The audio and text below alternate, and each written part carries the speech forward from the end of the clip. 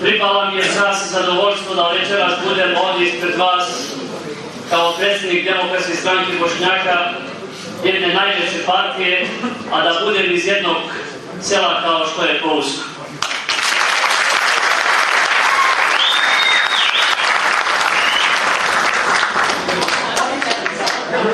Ja ću vas ukratko upoznati sa našom koalicijom. Koalicija Vakat koju čine 4 političke partije. Koalicija koja je zastupljena ovo što je najvažnije po čitavom Kosovu, u svim regionima, počevši odavde, od ovog mog Pouska pa do Peći.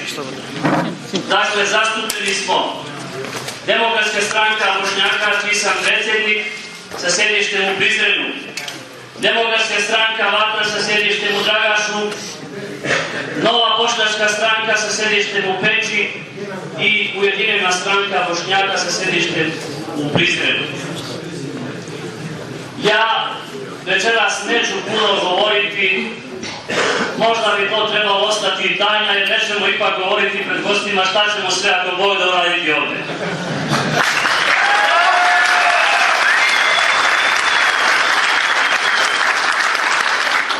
Nas je večeras ovdje dosta kandidata, inače to su ljudi na listi koji uživaju veliki autoritet u svojim sredinama gdje žive.